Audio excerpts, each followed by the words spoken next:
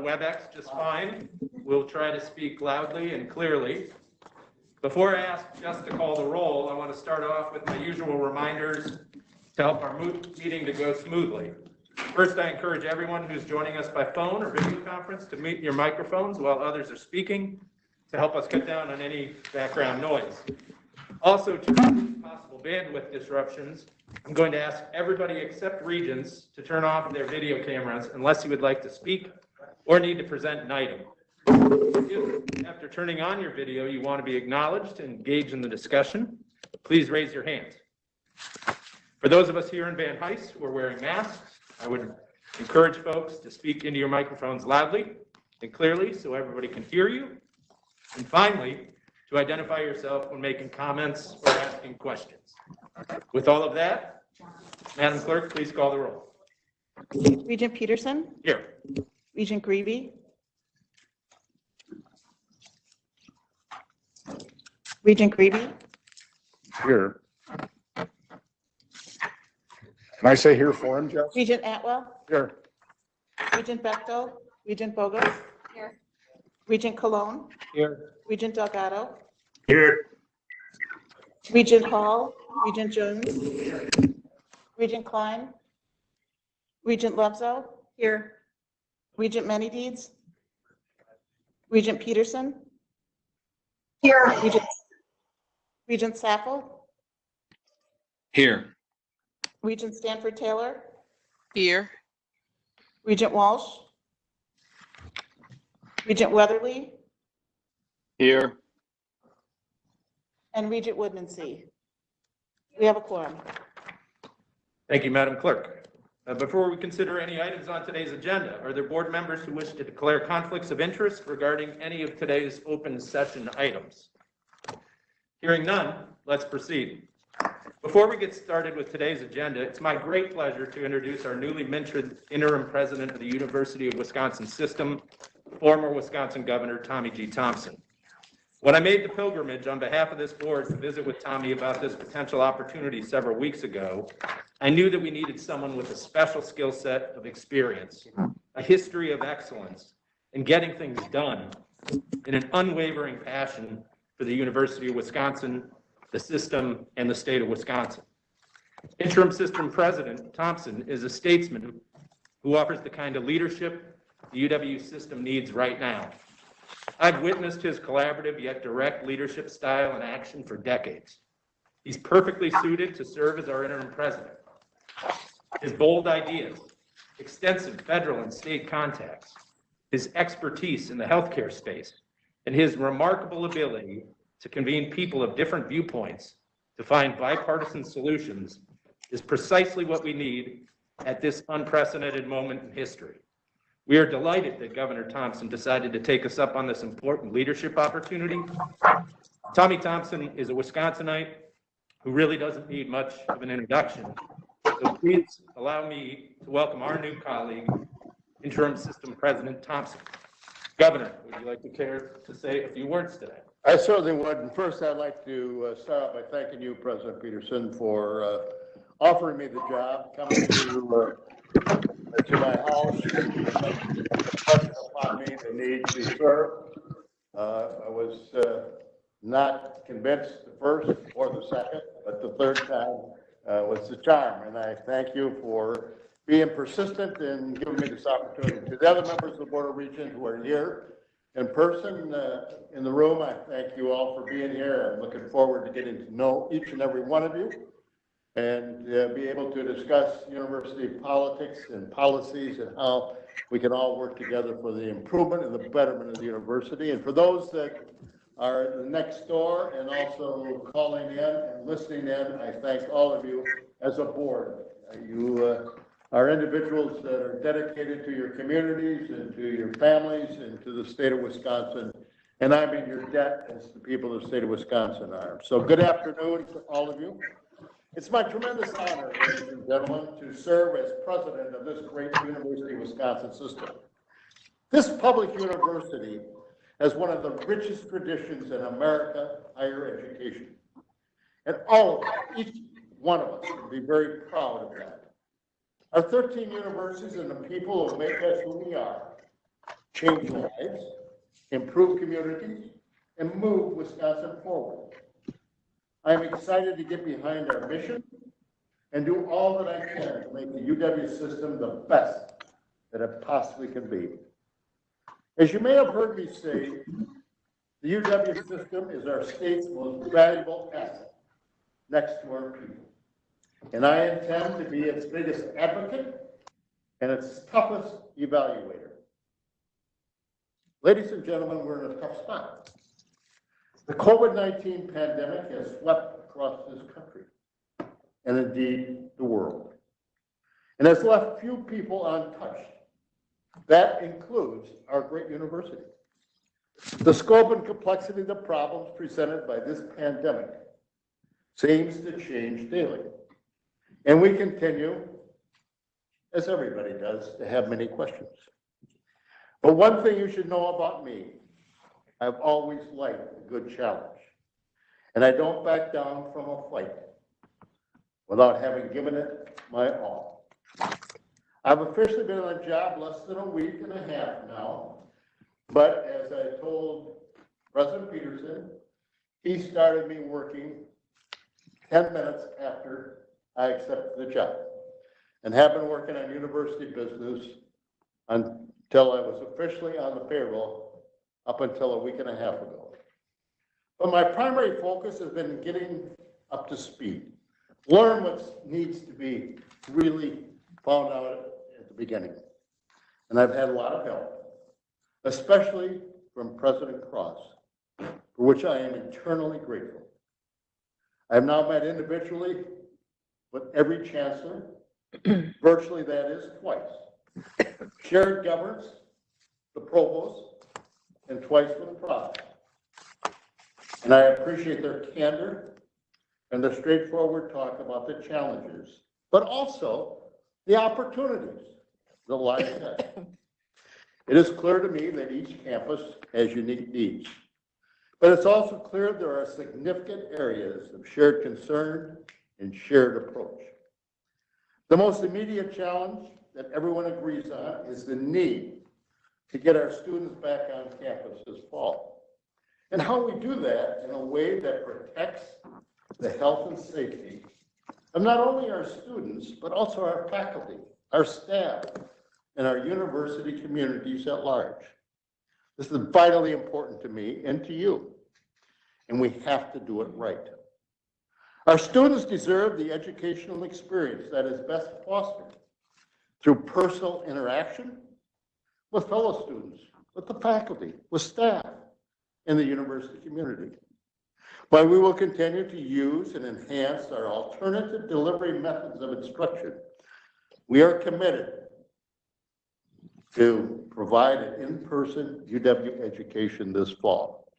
Students are eager for this, along with a good share of the faculty and the staff. Students returning to campus is also important to our university communities, which thrive on the cultural and economic energy of active campuses. The UW system as a whole is one of the most robust economic engines there is in the state. We employ about 37,000 employees, which puts us among the largest employer in the state. Furthermore, a 2018 study by North Star Analytics showed that the UW system has a $24 billion annual impact on the Wisconsin economy, supporting and generating about 167,000 jobs. Add all that together, and it's clear for a strong recovery from COVID-19, there's no better place than to start right here at the UW system. You probably have heard me say this analogy, and I mean it sincerely. If you were to offer somebody 18 cents and you got a return from that person 82 cents, how often during the day would you do that? Quite a few times. And the state has given us 18% for our budget. And we in turn get 82% back economically to the state. So that's a message I've given in speeches all over this state, and I mean it. I'm going to fight to make sure we have the resources to get our universities back in action with fully engaged educational and research opportunities, because I believe it is critical to Wisconsin. I have met with Governor Evers, went to his house and met with him for over an hour regarding our request for $110 million to support the testing, the tracing, and the personal protective equipment that we need to successfully and safely bring our students back. We appreciate his support so far, and will continue to work with him going forward.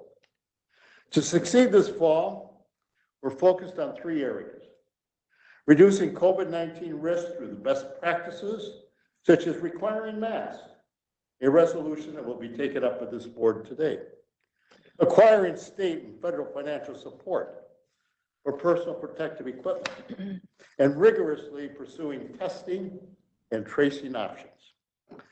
We have nearly everyone at system in our university working to accommodate safety concerns and to prepare for a blend of in-person instruction and alternative delivery. Later this afternoon, the board will consider this resolution to adopt a set of principles guiding the return of students, faculty, staff, and visitors to UW campuses. This resolution will help guide the decision-making and implementation strategies employed by campuses this fall. I want to emphasize once again, and to all the professors and instructional people and staff that are listening in, that safety on our campuses this fall is paramount. A policy requiring the use of face coverings in all indoor public space and strong encouragement to use masks outside when physically distancing is not possible aligns with CDC recommendations, an organization that I have the greatest confidence in the world and had the opportunity to be the boss of for some years. Many campuses have been having discussions and detailed planning with local healthcare providers and local public health officials. We're also connected. And I want to just deviate a little bit from my prepared remarks, tell you that I came in and I looked at the state and I decided that a smart thing to do was divide up the state in sections. And since I contacted my friends in Mayo and asked them to submit a bid, they're submitting a bid for Superior, Eau Claire, Stout, River Falls, and La Crosse. I asked Marshfield to take a look at Stevens Point, and they were very eager to do so and are putting together a proposal. Provea in Green Bay, I called the head of Provea, who was a friend of mine, and asked him if he would not only take a look at Green Bay, but Oshkosh. And they were down on Monday, took a look at Oshkosh, and we are hopefully close to an agreement there. I then asked Advocate Aurora, take a look at Milwaukee and Parkside, as well as Whitewater. They came back and said they are limited on the number of tests they have and could not do Whitewater, but they wanted to do Parkside and Milwaukee. And the University of Wisconsin, of course, has got the resources, and Chancellor Blank has come up with a tremendous plan for the University of Wisconsin in Madison. And so I've asked Exact Science to come in with a proposal on tests for Platteville, for Whitewater, and also a couple other universities. So I got a comparison bid. I've also contacted my friend from La Crosse, Don Weber, and asked him to submit a proposal for Platteville, for Stout, for Stevens Point, and Whitewater. And his proposal would include bringing trailers down and doing the on-site testing. That would be very helpful for those organizations that do not have the employees to do so. And so we are working on this. with central administration, with the chancellors, but I really believe we're getting close to developing a very good workable plan. Would appreciate any suggestions or questions any of you might have. This is all going to cost money. So in that comparison and capacity, I've asked for the $110 million from the state of Wisconsin. And I've also asked my friend Lamar Alexander, the U.S. Senator from Tennessee. Talked to him this week, and he had his staff on and the health committee staff. And we're doing this on a bipartisan basis, working with Senator Baldwin and other senators that I know.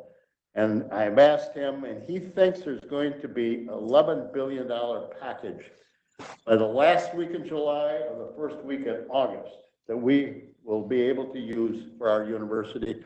I wish we could use the full 11 billion, but other universities are going to put a claim in for part of that. But he's been very helpful and outgoing, and I'm eager to help. So I'm more optimistic today than I was 3 weeks ago when I assumed this prestigious position, to think that we are going to get some dollars and resources to put together our plan. I can't tell you how much, and I'm not going to even estimate, but there is good indications that we're going to be working. As you know, I have many long-standing relationships at the state and federal level, and I'm not going to hesitate to lever these connections for the betterment of the UW system and in turn Wisconsin. Whether it's reducing compliance obligations, growing investments in high-impact programs, performance-based funding, the measures, outcomes, or new investments in personal protective equipment, sanitary practices and testing. I will be a strong advocate as your president for the university system. We have extraordinary challenges right now. It is critical in the months ahead that we focus on doing what we have to do right now to make the UW the best that it possibly can be. To do that, we also need your help. Last week, we extended an open invitation for members of the UW community and the people of Wisconsin to share their concerns, their ideas, and thoughts about the UW to our new listening post found on UW System's website, wisconsin.edu. This is your university, citizens, and we want to hear from you. We've already received 100 responses, and hopefully we'll receive many, many more. So let me repeat one more time, finally. Next to the people of this great state, the UW system is the most valuable asset the state of Wisconsin has, and I am committed to make it even better for our students, our faculty and staff, and especially the people of Wisconsin, the taxpayers who make it happen. And now it's my privilege to turn it back to you, President Peterson. Thank you for giving me this opportunity, and I hope I didn't speak too long, but I want to tell you that I'm dedicated to do the best I possibly can. Thank you, Interim System President Thompson. Welcome aboard. Let's all join in giving President Thompson a round of applause.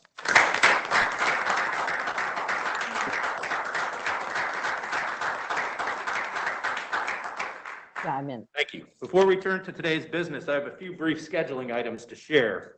First, I want to thank my fellow regents for making time for off-the-calendar extra meetings to handle COVID-related issues and other business. By way of a heads up and in the spirit of full disclosure, I should add that we expect 2 brief additional sessions over the next several weeks to address Title IX related changes to our administrative rules. I can also tell you that we have decided to hold our regularly scheduled August meeting in Madison rather than at University of Wisconsin-Green Bay. This will free up time and resources at UWGB to prepare for welcoming students, faculty, and staff back to the campus in September. Rest assured, we will be visiting Green Bay. We'll be doing that in December, which is a lovely time of year to be in the Great White North. We'll also hold the October meeting here in Madison rather than at UW River Falls. We always enjoy spending time on our campuses, and we will certainly be able to do that again in the not too distant future. Moving on to today's business, let's begin with the approval of the UW Systems 2020-2021 audit plan. Chief Audit Executive Lori Stortz is joining us to provide an overview of the plan. Lori, I believe you're on the WebEx. Good afternoon. Good afternoon. Thank you. In your materials, you received a draft of our plan for fiscal 21. As far as the process that we went through to put the plan together, it was very comprehensive. We sought input from the chief business officers, system leaders, chancellors, my staff, and I met with the governor earlier this week to go through the plan. We also considered certain industry issues. I have tapped into the other chief audit executives across the Big Ten and the country, and then various issues that affect all organizations such as IT security and fraud risk. So that was the process. As far as a high-level overview of the draft plan, we expect to continue to sustain continuous audits over payroll and purchasing cards. Those have proven effective in mitigating risk and finding other anomalies. We are working currently on wrapping up certain 2020 audits, some of which needed to be delayed due to the COVID crisis, but we expect to finish all of those in the next couple of months. We'll discuss them with the audit committee in August and October. With regard to new audits that we are proposing for fiscal 21, we have 3 in the area of information technology. These are based on input from system and institutional leaders. We will be looking at disaster recovery at our institutions as it relates to information technology. We will be looking at incident response over cybersecurity. So when our institutions identify a potential cybersecurity issue, there's a system policy that should be followed to allow us to mitigate and resolve that matter on a timely basis. And then finally, looking at the effectiveness of security awareness training. As you're all aware, we and every other organization are vulnerable due to mistakes that our employees or others may make. So continual education around security awareness is critical. We will be looking at foreign influence in compliance with Section 117 of the Higher Education Act. In the last year, the federal government has stepped up their oversight in this area and looking at compliance that we are appropriately identifying and reporting when we're doing research on behalf of foreign governments. We'll be looking at private contracts with private entities. So these are contracts over $1 million with private entities, which the board requires be brought to them for approval before they be executed. And obviously those are important from an understanding of the nature of the contract, conflicts of interest, and whether they make sense for us to engage in those types of transactions. We haven't looked at athletics at our comprehensives, other than our Division 1 and 2 that we do annually for a number of years. So we will be looking at financial transactions over athletics at our comprehensive institutions. System has a policy with regard to hiring and evaluating payments to independent contractors.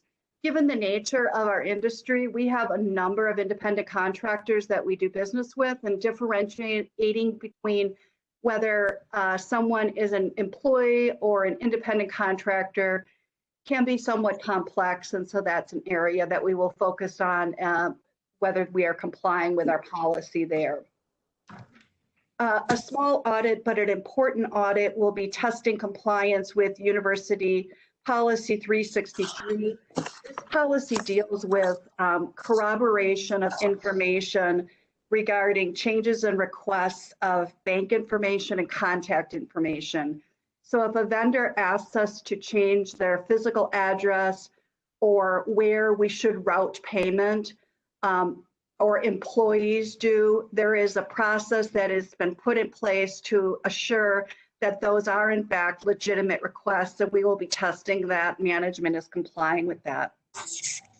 We'll also be doing some work around non-competitive bids. So these would be sole source bids, which of course are acceptable, but there is strict compliance requirements both at the UWSA level and for those contracts that can comply with Wisconsin procurement policies. We also will continue to do our NCAA engagements at Milwaukee and Green Bay, as well as just an internal assessment that my team is conforming with our professional standards. We expect to have a fair amount of advisory services in the next year with a new president, with the COVID crisis, with fiscal challenges and other issues that we're facing. We very much appreciate being involved in the decision-making, the evaluation of control, so have set some time aside for that, as well as have allowed 15% of our budget for special requests that may come in from the institutions. And we probably had about 12 of those last year. Those can range from investigations to program assessments to compliance assessments or fiscal evaluations. So that is our draft plan, and I would be happy to take any feedback or answer any questions that you may have. Great, thank you, Lori. Before we begin our discussion, may I have a motion to approve Resolution 4 from the board? So moved. Regent Atwell, may I have a second? Second. Second, Regent Jones. Thank you. Discussion of Regents as it relates to the 2020-2021 audit plan. I'm happy to get us started, Lori. Talk a little bit about, I know that you have a fair amount of staff that interfaces very regularly with our campuses. How has COVID-19 impacted our productivity? Are we still able to have those collaborations, albeit in a different, more virtual way? Just share some light on that. Sure. We certainly are able to have those collaborations in a virtual way. And a couple of the audits that we have undertaken in the last couple of months regarding the CARES Act and the post-tenure review are in the field and going exceptionally well. So we have been thoughtful about planning, communication, check-ins, and our institutions have been very responsive and getting items to us on a timely basis, as well as involving us in questions and discussions regarding control and other issues. So I think we are all doing the best we can under the circumstances. Great. For some of our newer regions, we have not always had an audit committee and a chief audit executive and team. And for the last several years, we've truly benefited, particularly as it relates to accountability on our campuses and generating best practices.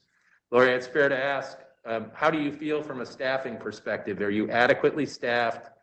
Do you have the resources that you need to ensure that we're doing the best on our campuses as we move forward in 21? Yes, Regent Peterson, I believe we are adequately staffed. We have added a number of new auditors in the last couple of years as others have moved on and retired, and have added some very excellent talent. We have a broad array of expertise around information technology, fraud, management accountants. So I believe we are adequately staffed. Questions or comments from other regions? Okay, seeing none. Any comments from our chancellors as it relates to our auditing functions at the system? I take that it's a sign that we're headed towards goodness. Lori, I appreciate all of your work on behalf of your team and on behalf of our campuses. It's greatly appreciated. With that, let me call the question. All those in favor of Resolution 4, signify by saying aye. Aye. Aye. Aye. Opposed? Motion carries. Thank you. Thank you, Chief Auditor Storrs. Next, Associate Vice President Alex Rowe will join us to provide an overview of 2 capital requests this month. Let's begin with item 5, the request for authority to construct minor facilities in their renewal project. Associate Vice President Rowe, good afternoon. Yes, thank you. Good afternoon, Region President Peterson. Thank you for the opportunity to present these 2 projects so that we can hopefully put them in front of the Building Commission next month.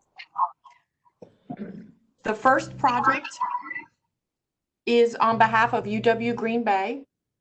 It is to fix the exterior envelopes of 2 academic buildings. The first is at Mary Ann Coffran Hall, not to be confused with Coffran Library. And the second is at Wood Hall. Mary Ann Coffran Hall was constructed in 2000 and unfortunately has been plagued by exterior envelope issues since its opening. Despite many reparation attempts on the part of the Department of Administration, we've been unable to stop the deterioration. At Wood Hall, the exterior panels are what we affectionately refer to in the industry as EFS, which is a sort of a styrofoam material that the birds have taken up building nests in. Ergo, now water is getting into the system and making them soggy. So we will remove the panels on both buildings. We will repair the roof at Mary Ann Coffran, and that is the project before you. We hope to finish the drawings by the end of the year, release it for bidding, and have the work finished by the conclusion of the end of next year. And that concludes my request on behalf of the Minor Facilities Program. Thank you, Alex. Before we begin our discussion, may I have a motion to approve Resolution 5?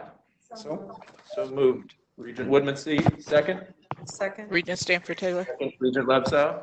Thank you. Questions from the board as it relates to capital project number 1? Okay, hearing none, I'll call the question. All those in favor of Resolution 5 signify by saying aye. Aye. Aye. Opposed, same sign. Resolution 5 passes.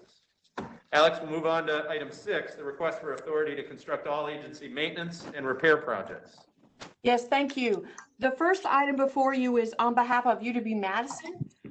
The Primate Center chilled water expansion at that facility. The cooling towers are failing, significantly putting at risk the animals that we store in that building. In addition, the Harlow Primate Lab is between it and the central heating plant. The project will remove all of the chilling equipment in both facilities.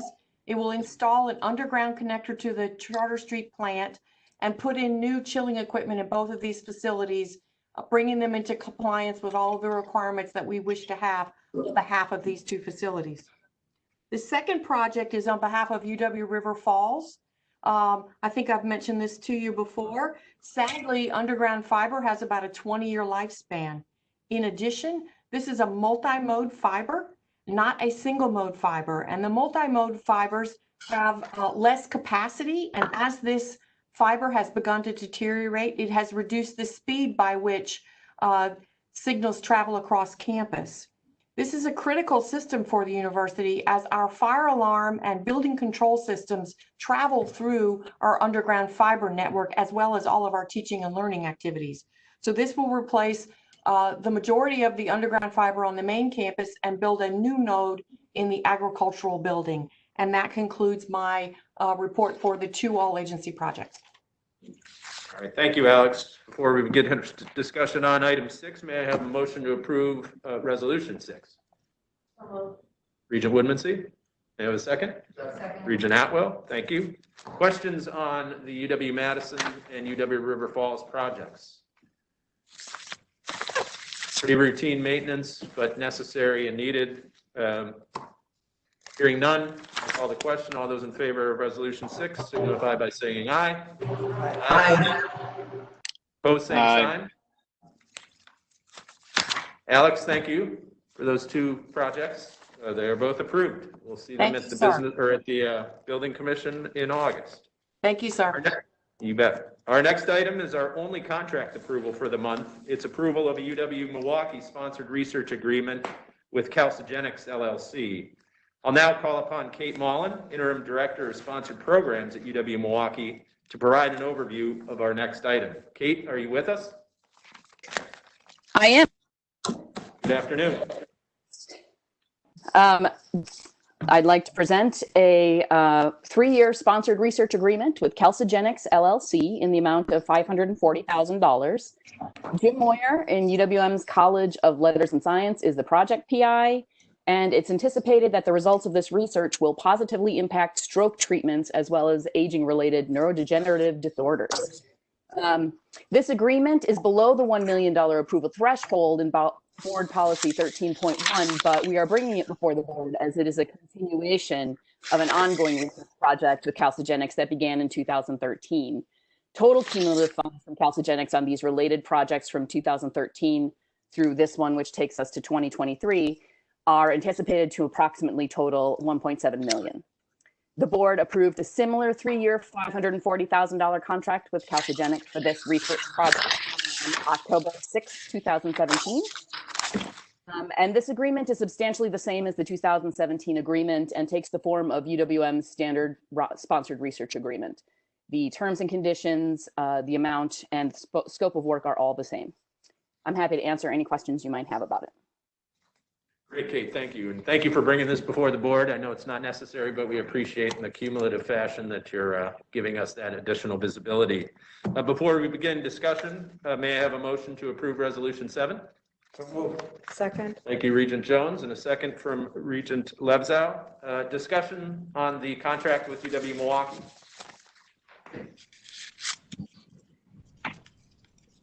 Okay, quiet board today.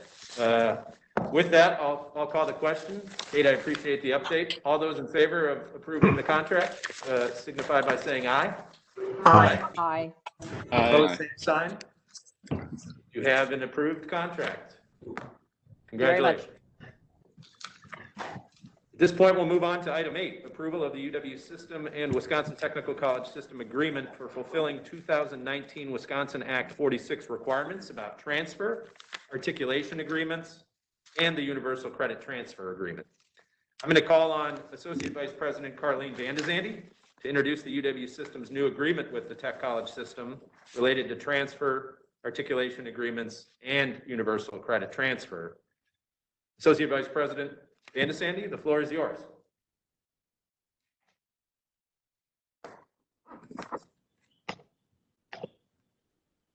Of transfer.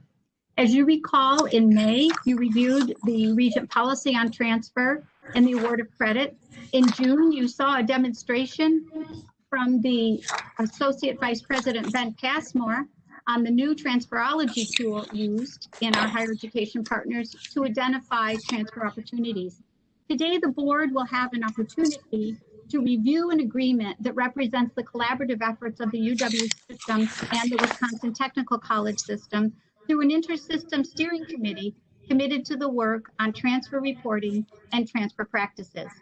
This agreement outlines and guides the work necessary to fulfill our responsibilities for Act 46 that amended the Wisconsin State Statutes 36.31, approved by the legislature in November of 2019. Our first report for this work is due to the legislature on April 21st, 2021. We have that marked on our calendar. The Inter-System Steering Committee consists of representatives of our university system and the technical college system. Myself, Associate Vice President of Academic Programs and Faculty Advancement, Associate Vice President Chris Navia from the Office of Student Success, Provost Karen Schmidt, who is transitioning next week to Blackhawk Technical College as Vice President of Instruction, and Tracy Davidson, Senior Academic Planner and Director of STEM Initiatives at UW System. The Technical College System representatives are the Provost and Vice President, Colleen McCabe, whom you will hear from today, Associate Vice President Crystal Seeley-Schreck, and Director of General Education, Valerie Crispin-Trujillo. Earlier this year, this group also participated in the National Association of System Heads Leadership Academy in Washington, D.C., to strategize with national experts and to share practices across 6 other university systems. Over the last year, we've held 2 system-wide meetings about issues in transfer and exploring transfer models. The first meeting was for our own campuses to identify issues to explore. The consensus at that meeting, which Vice President McCabe also attended, was to focus on transfer opportunities within the technical college system.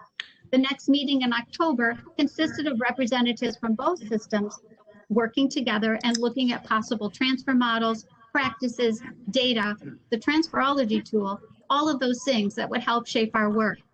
At the same time, we also had our legislative liaisons from both systems present to gather important information about the current state of transfer. As you may recall, at this same time, the Wisconsin legislature was discussing changes to legislation in Chapter 36 about transfer that resulted in Act 46. The resolution and agreement that you have before you outlines how the technical college system and the UW system will work together to ensure the successful transfer of students across our systems and to offer opportunities for transfer with the tribal colleges and our Wisconsin Association of Independent Colleges and Universities. The agreement is one of the requirements of Act 46. It is a high-level agreement covering the universal credit transfer agreement and articulation agreements. Other components outlined in the agreement look at the reporting requirements to the legislature, advising practices, including the transferology tool, recognizing the transfer of student learning wherever and however learning is achieved, perhaps through prior learning assessment, recognizing the educational accomplishment attained through extra institutional settings or through demonstration on examinations, such as advanced placement, the International Baccalaureate, or through military credit. Data sharing systems, partnering in policy, and providing assurances, and this is most important, the transfer is built upon the values of quality, applicability, comparability, and consistency.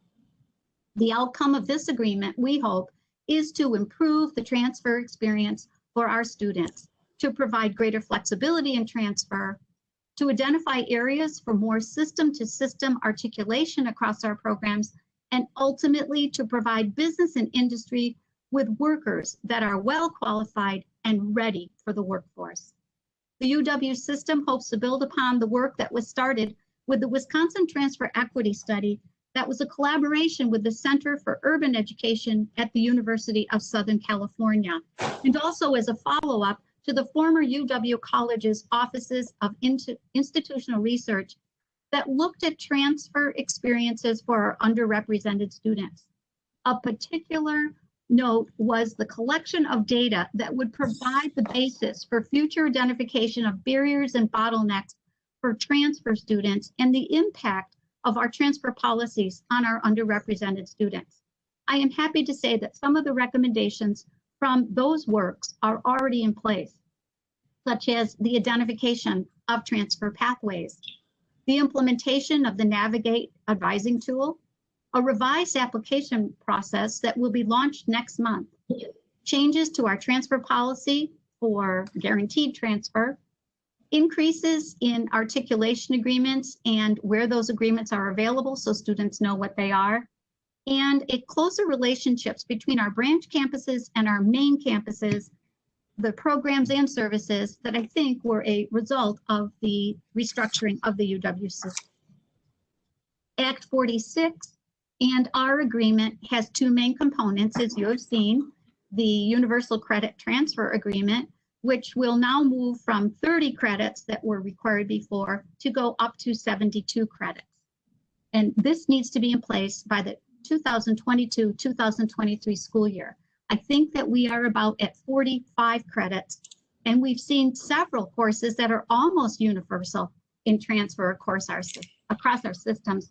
We're going to continue then to add to that list of courses as we look at courses that we are working on between our two systems related to the UW System Math Initiative, courses from military credit equivalencies that will be entered, and also courses that have been identified through a very interesting project, the Howard Hughes Medical Institute grant, that looks at the transfer of STEM courses across our two university systems. All of this work works well with the strategic work that is already in place at the system, and I also believe at our colleague system. Secondly, we want to enhance and create articulation agreement between our two systems and our other higher ed partners at the tribal colleges and the independent colleges in high demand areas such as IT, healthcare, engineering, and business. All of those in order to meet Wisconsin workforce development needs and demands. These articulations will be available to students through the newly implemented transferology portal so that students can early on in their time as a post-secondary student see those possible transfer pathways. The earlier, the better. An improvement that we have talked about would be increasing system-to-system transfer agreements. So we don't have 13 of our campuses, 16 of their campuses crosswise. I think that works out to 226 agreements. So if we can just go camp or system to system, I think that that is a laudable goal. Yesterday, we shared this agreement with the Wisconsin Technical System Board, and we received their endorsement, and I want to thank their board again publicly for their support. At this time, I would like to introduce my colleague, Dr. Provost and Vice President Colleen McCabe from the Wisconsin Technical College System, and she will provide a statement of support. Dr. McCabe. Good afternoon. I would like to first thank my colleagues at the UW System for the invitation to join them today to talk with you on collaborative transfer initiatives. When the work of this agreement actually gets set in motion, we feel that we will have taken a leap forward to optimize the portability of credits and credentials across our system and our state. The WTS transfer team has been very thankful to have such a driven and committed group of thought partners in Dr. Van Zandy, Tracy Davidson, and Dr. Karen Schmidt, as we went deep into the hard work of improving student transfer across our system. I know there's much more work to be had, but this has been a great start. Taking time to learn about each other's current practices and policies and challenges has allowed us to gain a clear understanding of our collective role to address removing barriers for students. We feel this removal of antiquated practices can help change the current social inequities that exist, not only within our systems, but between our systems. Discussion within our group and then external discussions that group members have had with leadership and faculty at both of our institutions within our respective systems has the potential to transform the transfer experience for post-secondary students across Wisconsin. The joint inter-system statement set before you provides the context that we are committing to as longstanding higher education partners. We are committed to expanding broader access and opportunity to higher education for a wider base of individuals. This commitment will ease the burden of transfer for current students and also can be the impetus to re-engage students who have stopped out or paused their educational progress due to unforeseeable life challenges. One of the most essential elements of our work is to ensure our policies and practices are student-centered. Instituting practices and policies that require our faculty and leadership to drill down to the student learning outcomes, both targeted and achieved, supports the recognition of learning in whatever form and context the instruction was provided. In closing, I would like to thank UW System President Thompson and the Board of Regents for entertaining our collective work group's presentation on the joint inter-system transfer agreement. For me, this agreement is a demonstration of how our systems value each person's educational and career aspirations. Through this agreement, we are committed to the work necessary to provide clarity and certainty to students so that their educational and career journeys can be not only pursued, but most importantly, actualized. Thank you. Thank you, Dr. McCabe. And thank you, President Thompson and Regent President Thank you, Peterson. Carleen and Colleen. I think we might have just lost Colleen at the tail end, but I certainly appreciate, there she's back, as a former tech college system and working on articulation agreements, well, since 2010, when Mike Falbo and I sealed an agreement, and it's just continued to manifest itself in very productive ways going forward. It is about workforce readiness. It is about societal challenges being broken down. It is about getting more transferology done quicker that speeds people to get degrees, speeds people to get employed, speeds people to get family sustaining jobs. So this is a terrific outcome. I'm certainly grateful. Before we have any discussion on this, may I have a motion to approve Resolution 8 from the board? So moved. Technical College System President Levzow, thank you. And may I have a second? Stanford Taylor, Thank you. second. Thank you, Carolyn. Any discussion? Regent Levzow. I would like to make some comments. As all of you know, I represent the Wisconsin Technical College System on the Board of Regents. Yesterday, we did endorse this agreement and we see the value of it. I did speak with Regent Dr. Eve Hall this morning. She also wanted to convey her endorsement of moving forward with this agreement. And the reasons that I see the value, the true value of this, it provides opportunity for all of our students. And with the current state of the Wisconsin unemployment levels of many, this gives the opportunity for people to choose to make a career change or considering options to further their education. It saves time and money on having duplicate credit experiences. It provides a seamless transition to further educational aspirations. It's a win-win for the state of Wisconsin's economy as it allows more to complete their educational path and become employed or further advance their employment opportunities. Yesterday, a historic comprehensive agreement was signed with WACU, the Wisconsin Association of Independent Colleges and Universities, and the Technical College System, streamlining the process of the transfer of credits. Your support moving this resolution is a huge step forward for all of our students and all of our institutions. Thank you. Thank you, Regent Lepsell. Other regions? Just a parting comment. The expansion of this to include our tribal colleges and to include WACU is just another cascading benefit of what we've been working on for the last 10 years. And that's a testament to all of your hard work and collaboration. And for that, we're certainly grateful. There's no other comments. I'll call the question. All those in favor of Resolution 8 signify by saying aye. Aye. Opposed, same sign. Again, thank you very much, presenters. Congratulations. Moving on, the board will now hear an overview of Title IX and the steps the UW system will be taking to comply with the new rules from the U.S. Department of Education, which take place and effect next month in August.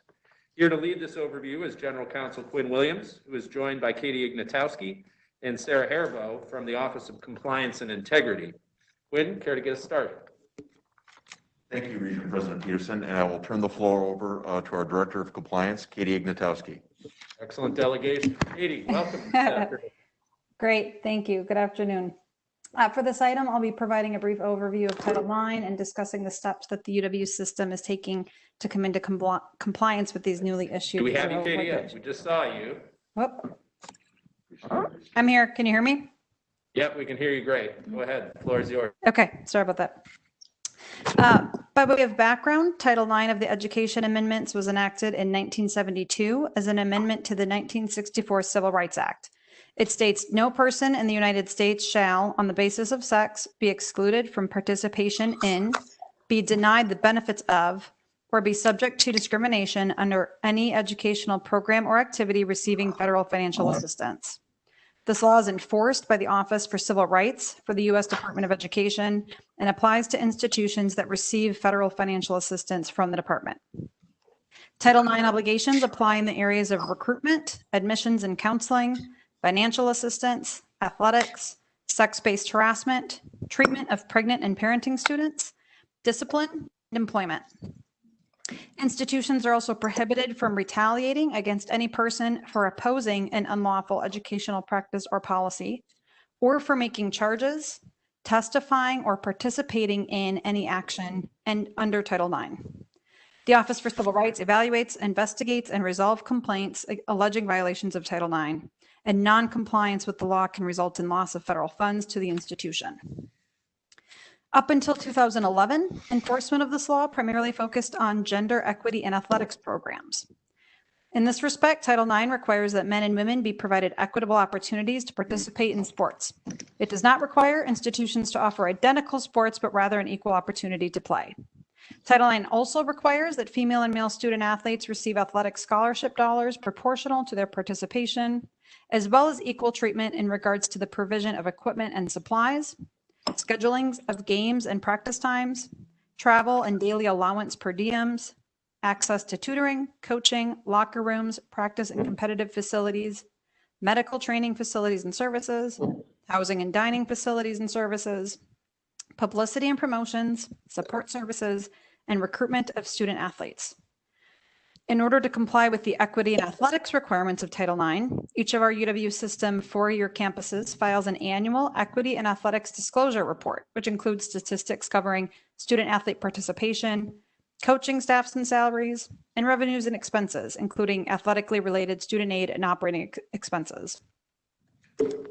While OCR, the Office for Civil Rights, has enforcement authority, the NCAA provides Title IX related resources to all member institutions.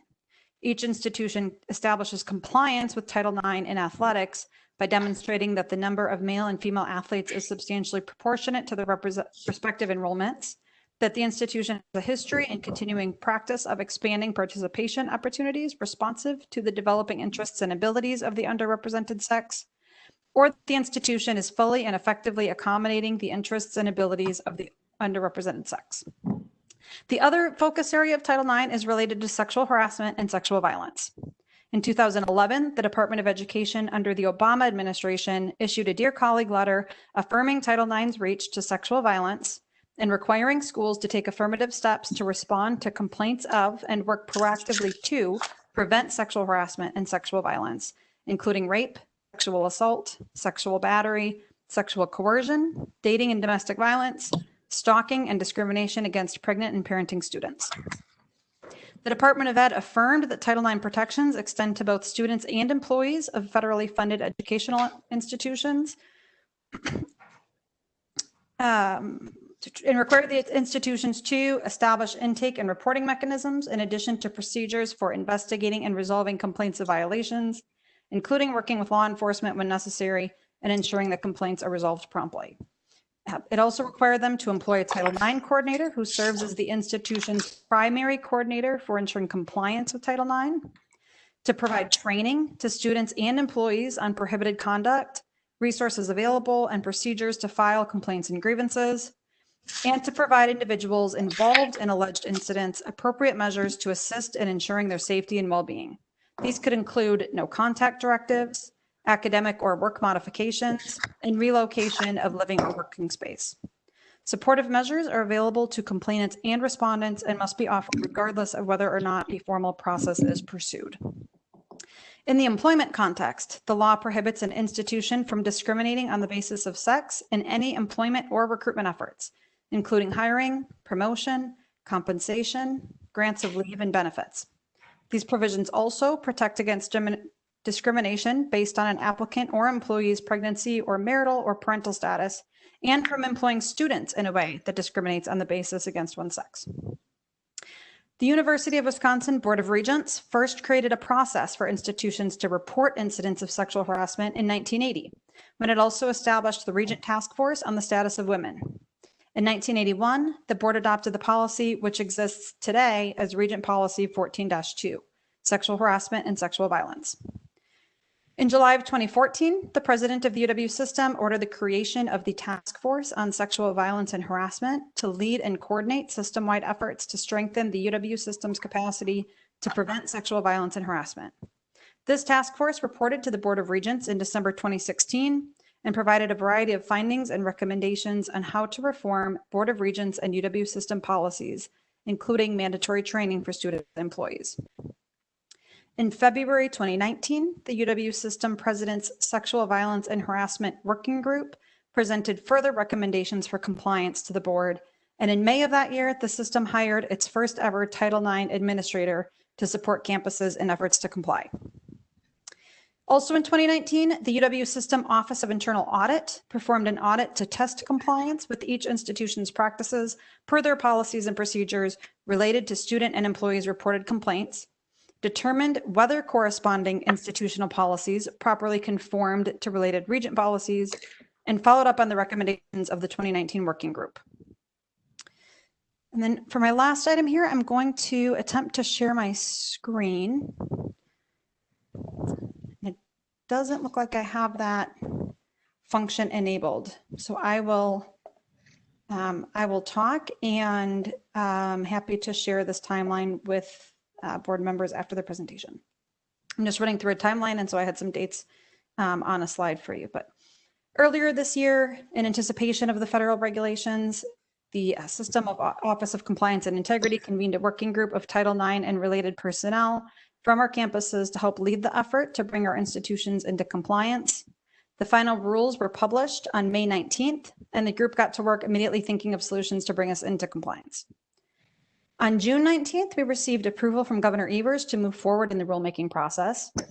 And today we'll be asking for the board's approval of the notice for the preliminary public hearing on the scope statements, which we're planning to hold next week. Before we begin drafting this rule, we would like to hold this preliminary public hearing and comment period to solicit comments from both internal and external stakeholders, including students and faculty. While this preliminary hearing is not a required step in the process and does add some delay into our very short time frame for coming into compliance, we feel that the topic at hand is one that deserves utmost transparency and that public involvement is essential to ensure that we end up with the best possible product, one that takes into account the needs and perspective of all members of our campus communities and of the public.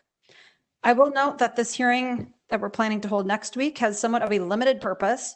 It's distinct from the hearing later in the rulemaking process, which will focus on what the rule should say in substance.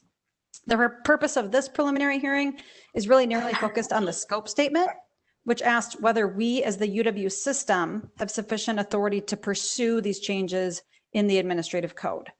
The purpose of a scope statement is to provide the public with notice of the changes we intend to pursue in a very general way before we dive into the content of what our final rules will say. So we want to assure everyone that the 3-day public comment period we are holding next week is really just the beginning, and we will be holding a lengthier public comment period once we have a draft of the rule content later in the process. So again, this step is something we've decided to do voluntarily because although it does add another step in the process and a bit more time, we feel that it's well worth it to ensure maximum opportunity for involvement by affected stakeholders.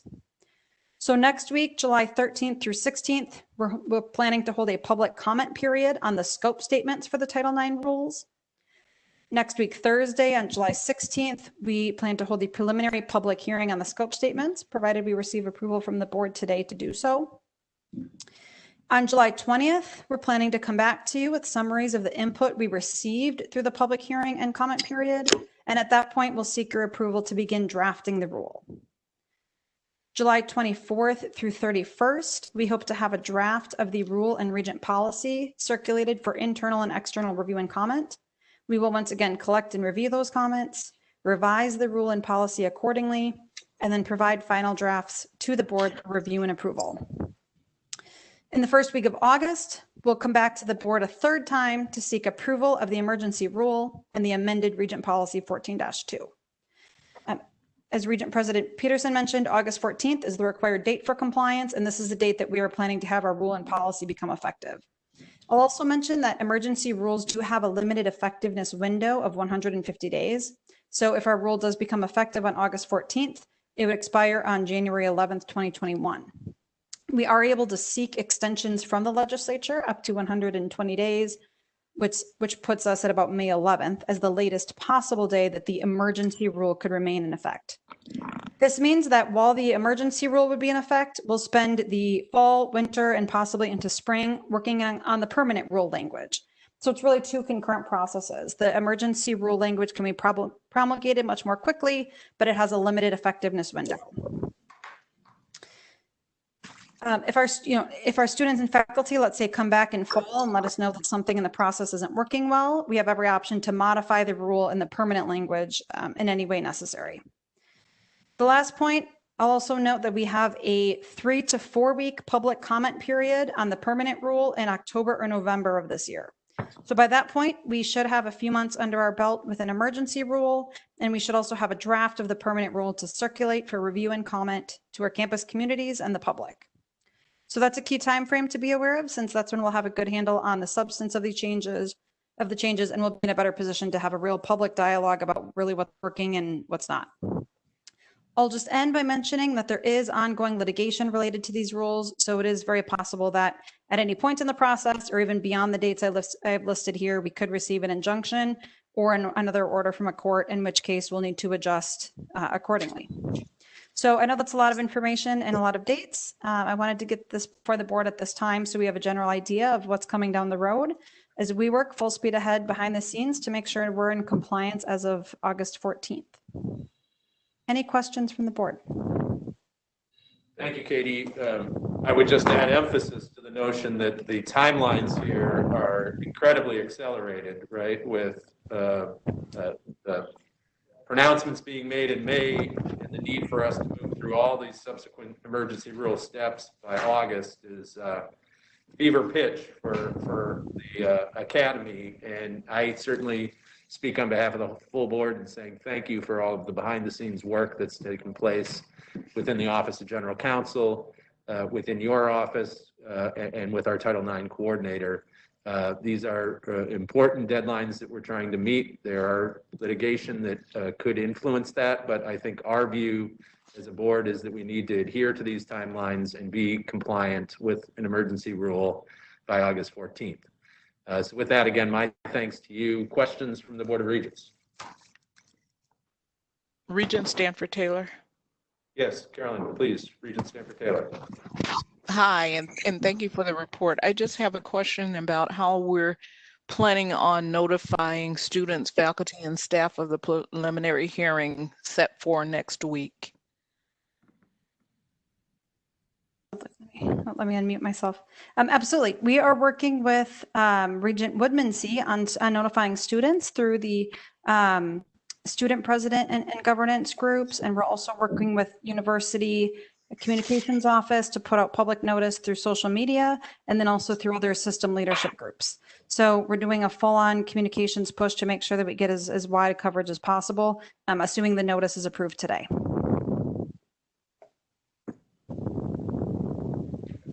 Thank you, Regent Stanford Taylor. Regent Bogus. Thank you for all your hard work so far. I just wanted to, because it was thrown in at the very end, if you can just let the board know the 18 states that are bringing litigation, the timeline for that, and clarify that for us, because we know that we're trying to really rush and do the emergency rule, but at the same time, this litigation is weighing very heavy in the shadows. So I know July 15th, I think, is the end date for trading any further briefs. And I was just wondering if you know that timeline so we can kind of keep track of what's happening. Yeah, Quinn, did you want to speak to that at all? I think last we connected, we didn't have a real definitive sense of what might happen at what point. Yeah, thank you, Regent Bogus. Yes, the briefing is ongoing right now. My understanding is that the preliminary hearing to hear argument is going to be in about 2 weeks. So we may get a decision then. Certainly, I think US DOJ's position has been to try to slow down that litigation. It's also unclear whether or not they'll make a ruling at that preliminary hearing. Last communication from the Department of Justice was providing us that timeline and that status update, but it could be as soon as that. We might get some sort of a decision. There might be some additional procedural argument to try to extend that out. It's still not really clear. And if an injunction is issued before the general hearing, I'm just curious how you talk about that situation. Yeah, if it depending on the injunctive relief granted, which would hopefully be a stay of the implementation of the rule until the pendency of the litigation, that would allow us to slow down potential rulemaking and take more time with it. We wouldn't have to be in compliance by a specific date certain. The risk right now is that we're not in compliance by the 14th, and we could potentially suffer a federal funding loss and litigation risk. So that would obviate that and give us a little bit more time. That's certainly the motivation now, is to remain in compliance, subject to injunctive relief. Regent Atwood. Thank you very much. I'm going to try to formulate this question the right way. I've read this material, and thank you for all your work on it. And I've read a little bit about what this is kind of about, the underlying issues between the 2011 Dear Colleague letter and the current action that we're undertaking. If I had to summarize it to somebody in 2 or 3 sentences, what the essential difference is: A, can that be done? And how would you suggest I do that?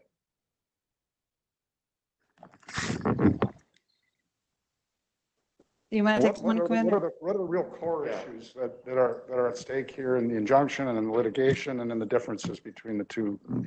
About Regent Atwell, I think the biggest differences between the 2011 Dear Colleague letter and what you see before us today, First has to deal with concerns related to due process that the DeVos rule is attempting to address with a live hearing requirement and the ability to have advocates intervene in cross-examination. I think also probably one of the biggest changes is the definition of what constitutes sexual harassment. The definition in the DeVos legislation is much narrower than it was in the 2011 Dear Colleague letter. And that will present some challenges during rulemaking to make determinations about where we draw those lines on campus and what process we apply to those new definitions. So I think it's fair to say that those are probably the biggest salient issues. There are a number of other issues that kind of play into this, but I think those are the biggest ones. Thank you.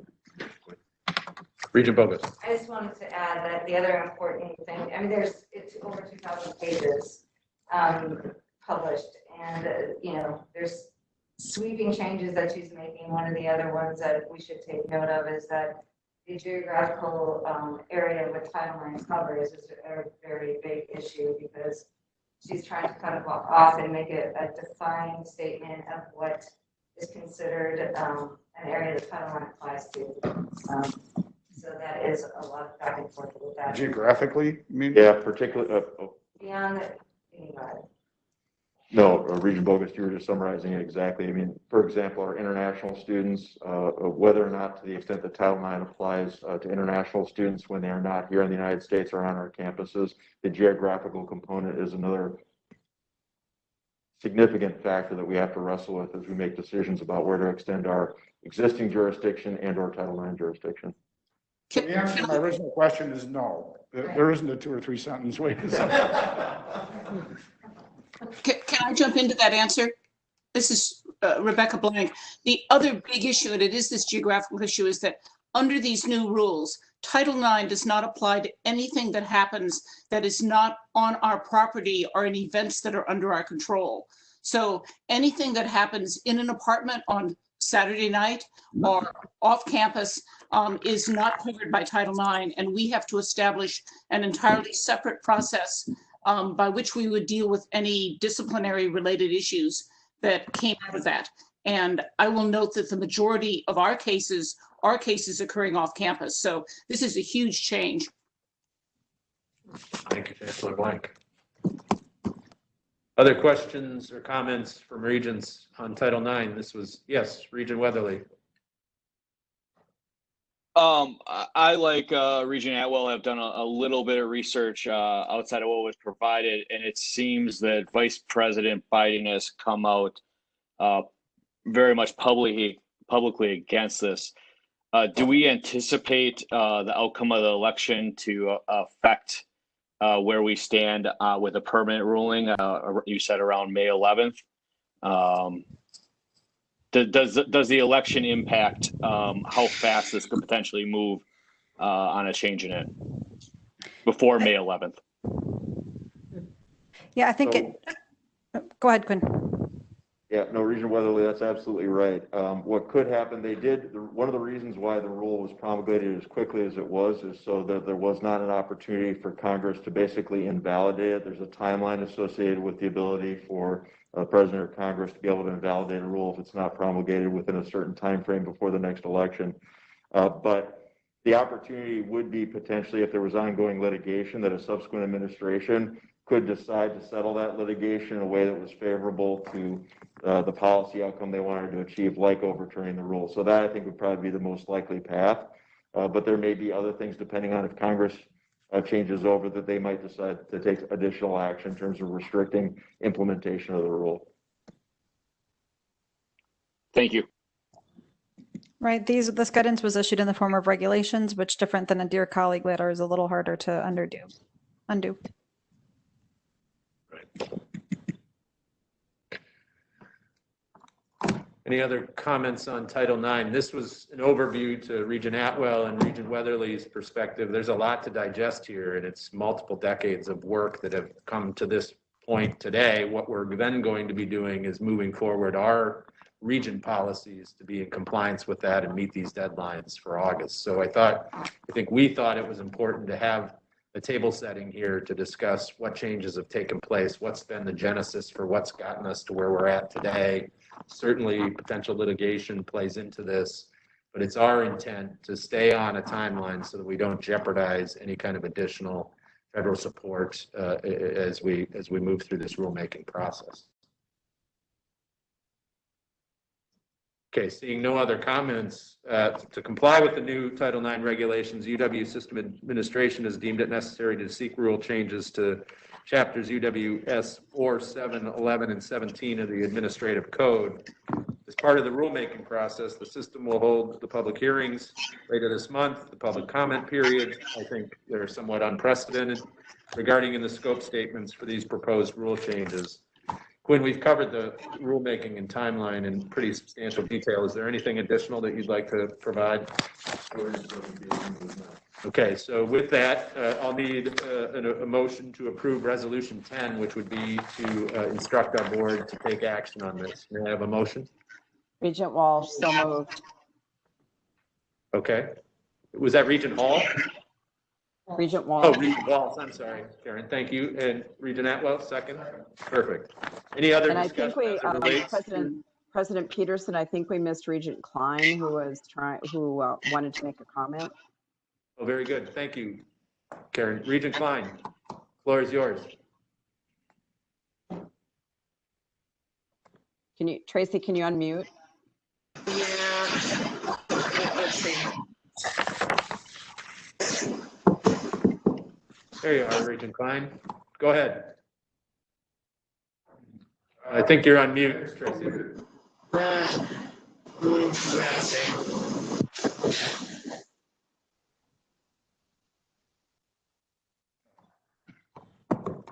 Perhaps moving to a TDS serving area would benefit you, Regent Klein. Is that declared as a conflict of interest? We're not providing it pro bono. Tracy, you want to give it a second try? We can see you, but you are on mute. Last time she had to go into the garage.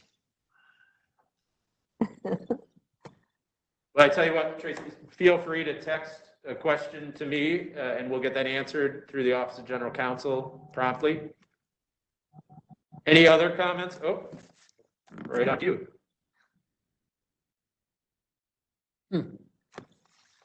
That was fast. Yep, she lost her connection. She asked that we proceed without her asking her question, which we will do. Any other comments from board members before we take action on Resolution 10? Okay, hearing none, I'll call the question. All those in favor of moving forward Resolution 10 signify by saying aye. Aye. Opposed, same sign. Thank you. At this time, to follow up on President Thompson's earlier remarks, we'll now get an update on plans for returning to the UW campuses for the fall 2020 semester. To lead that update, I'll call on Vice President Rob Kramer to lead our discussions. Rob, good afternoon. Good afternoon. Thank you, Regent President Peterson, President Thompson, and members of the board. Two things. One, you do have Resolution 11 in front of you today, following up on the June 18 special meeting of the Board of Regents. I presented recommendations of the UW System Plan Ahead team regarding the re-entry of students, employees, and visitors. There was discussion and interest in bringing forward some guiding principles for the fall. President Thompson already provided a update on some of his activities and all the things that are going on at our institutions regarding preparing for as much face-to-face instruction as possible this fall, with a focus on the health, safety, and well-being of students, faculty, and staff. I believe the testing and tracing draft plan was distributed, trying to cleave very closely to the guidance from the Centers for Disease Control with respect to their recommendations and considerations for institutions of higher education.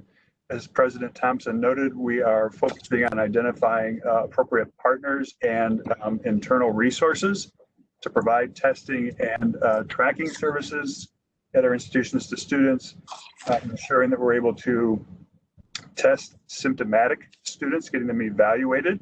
A big focal point there is our student health services centers on directing and planning those activities.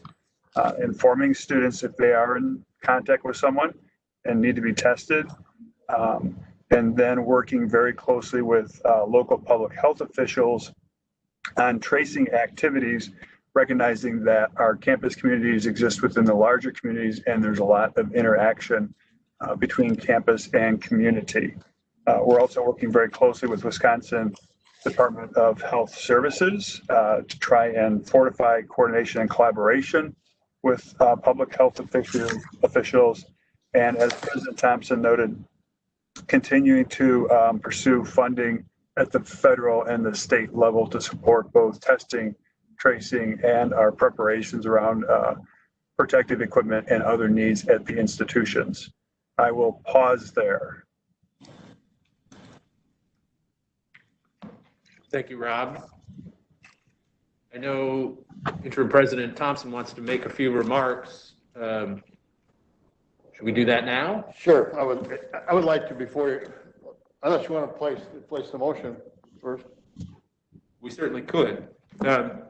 With your procedure? Yep, absolutely. Let's do that. I'll seek a motion for item 11. So moved. So moved, Regent Jones. Second, Regent Woodmansee. Now discussion. President Thompson. Thank you very much, President Peterson.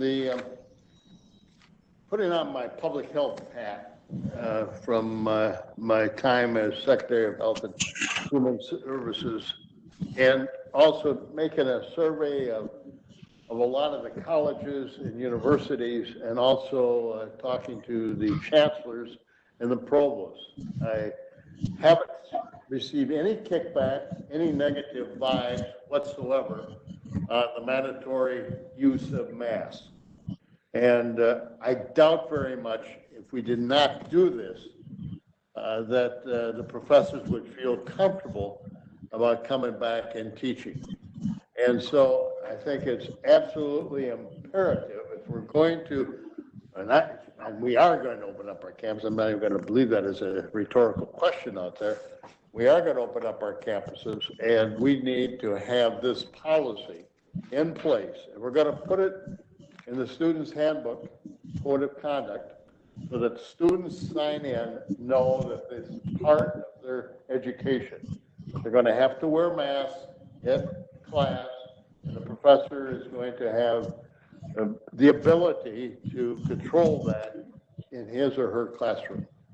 And so I'm encouraging the Board of Regents to adopt this, because I think it goes right to the heart of what we've been talking about, and that's opening up our campuses and making sure that it's done in as safe as possible. I don't think you could really do this safely without this mandatory policy.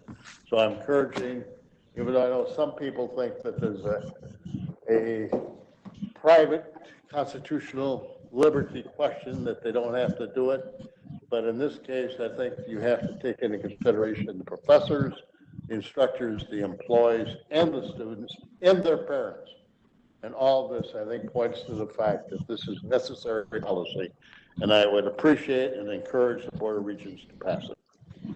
Thank you, Interim President Thompson. I would just remind members of the Regents that last month we had considerable discussion and discourse on this mandatory masking policy. And it was our student regent that brought forward the necessity of us thinking hard about these common sense approaches. And her tenacity to continue forward with that advocacy is what's brought us here today. I would underscore what System President Thompson has said. Our chancellors are in agreement. This is a good step in the right direction. We're following CDC guidelines. We're doing what we know works.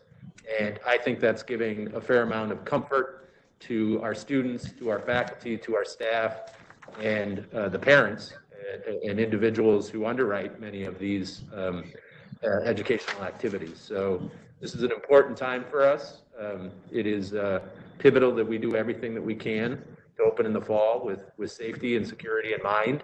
And I think these are steps in the right direction that I'm wholly supportive of as well.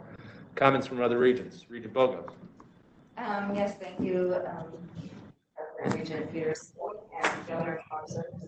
I just wanted to add that you had mentioned, Governor Thompson, about certain rights that people feel that they're entitled not to wear a mask. And I just wanted to mention that we also have responsibilities in the Constitution as well. And I think that last time it wasn't really apparent, but as we all know from the reports from CDC, that the fastest growing segment right now are people in their 20s. And I think it was during the beginning, when 3/5 of the new cases were people in their 20s. There have also been reports of COVID positive parties that the CDC had to come to and check out Winnebago County. So I think it just underlines the importance of having these procedures, because as we all know, this is a very fluid situation. Things are changing. And if we don't do everything possible to open up safely, it's not just about young, healthy 20-something-year-olds, it's also faculty and staff and everybody else that comes onto the campus. So I think it's extremely important and to be noted that, again, things are changing, but I think that we have to follow these guidelines, and it's unfortunate that our state, county to county is doing whatever different. So I think it's very important that we as a system come together and have a regulated policy. Thank you, Regent Bogus. Regent Walsh? Thank you, Region President Peterson. I am concerned still, and I'm looking for reassurance here that the faculty will teach in person or online at their discretion, such that no one is going to be forced to come and teach in person if they are not comfortable with that, if they have pre-existing conditions or in a high-risk group. Can we confirm here that that is our policy going forward into the fall? Yeah, I would reach to Vice President Kramer. We've had multiple discussions on this. Rob, do you want to make commentary here? I would. Each campus is working closely with faculty as they plan out their courses, and campuses have processes in place for requests for accommodation to not teach in person. I think it's really critically important that institutions are addressing those case by case, Regent Walsh. Oh, okay. If I could just follow up on that. So there has to be an individual process for accommodation under the rules. So they, for example, have to produce something from a doctor. I want to have some sense of exactly how that's going to work if someone is not going to want to teach in person. I'm not going to say that each campus is requiring something from a doctor, but it is an individual interaction campus at each campus with professors or other staff who are concerned. Yes. Okay, so. Oh, Karen, I think you went on mute. Sorry. So one of my concerns is violation of HIPAA rules if we put someone in the position of having to disclose a condition that they otherwise would not disclose to us. Do you see where I'm going with this? Yeah, I do. And we have the existing process for accommodations around a host of health issues. And that's the same process we need. So campuses are accustomed to dealing with privacy issues like that. Okay, thank you, Rob. Thank you, Regent Walsh. Regent Walsh, if I could just add, this is so fluid. Campuses are taking it up, discussing this on campus, the chancellors, and I've been involved with a lot of them. To get back to you, definitely, I think you just have got to give us a little more time to really look at this thing more in depth. Okay, I think I can give you that, President Thompson. Thank you very much, Gary. Thank you, Regent Walsh. Other comments from Regents? Regent Jones. Yes, I'm going to make a very similar point to the point made by Regent Walsh because I think it's so important. First of all, I completely support these principles. They are very thoughtful and I think very thorough. One point I'd like to underline are those students and staff with underlying conditions. They are the most vulnerable to COVID-19. These individuals deserve our maximum accommodation, support, and care. That said, I urge adoption of this resolution. Thank you, Regent Jones. Other regions, comments or questions? Regent Bogus. Just one more thing to follow up, and I know it's a very different situation, but just one thing to keep in mind as we go through with faculty who do have underlying staff. It's also extremely difficult for some of these people that live with elderly people or people that have underlying conditions, and we can't forget about that. Because if they catch it themselves and they bring it home, it's something to definitely as we go forward. Other comments from Regents? Resolution 11 has more items to it than just the masking policy, and I think these are all common sense CDC recommended solutions that's doing our level best to make sure that safety and security is protected as we move towards September. If there are no other questions, I'll call the question in favor of resolution. All those supporting it, say aye. Aye. All those opposed? Motion carries unanimously. Thank you. Yeah, thank you all. That's great. Badly needed. Item 12, I'll call on Vice President Sean Nelson to present the final item in our open session portion of the meeting today, having to do with potential decreases in student segregated fees in academic year 2020-2021. We addressed these segregated fees in June, so no time like the present to readdress them in July. Sean, good afternoon. Good to see you. Thank you, Regent President Peterson, and good afternoon, Regents and President Thompson. I'll start with some additional background before getting into the resolution. As Regents know, we approved the FY 2021 annual operating budget at the last meeting on June 4th. The operating budget that was approved, including changes to segregated fees, was prepared using metrics and assumptions for enrollment, revenues, and expenses developed prior to the pandemic. It was always anticipated that it would bring forth changes to the 2021 budget to the board as more information became known about the impact of COVID-19, particularly its effect on university operations. It's important to note that seg fee decreases are not assumed, but campuses have been asked to evaluate their service levels for segregated fee operations and make adjustments that reflect the level of service or programming to be provided. Those proposed changes are actually due to the office next week. The approval of any changes to seg fee rates are necessary to allow for the timely, accurate semester billings that will go out shortly. In terms of process, the resolution establishes how changes in seg fees will be approved. Any decreases in seg fees will be submitted to my office for review, and I will make a recommendation to the system president for approval. I will then report out any changes to the Business and Finance Committee at a later date. Also important to note that requests to increase segregated fees will need to be approved by the Board of Regents at a future meeting. And it's also the system expectation that student involvement and notification where appropriate be conducted for any changes. Also want to note it's not quite apparent from the resolution that any changes approved will apply to the fall semester only. Any changes contemplated for the spring semester will have to go through the process again. And of course, that approach is necessary given this highly dynamic situation we find ourselves in today.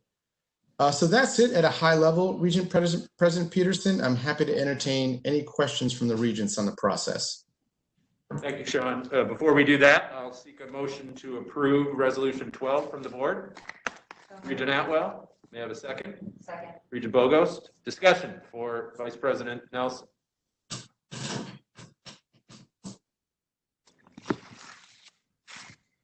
Sean, I think you've been incredibly eloquent this afternoon. I think we get the sense of the delegated authority. Seeing no concerns or questions from Regents, I'll call the question. All those in favor of Resolution 12 signify by saying aye. Aye. Opposed, same sign. All right, the motion carries. That is our last open session meeting item. At this time, I'll ask all board members to stay on the line while we complete the roll call to move into closed session.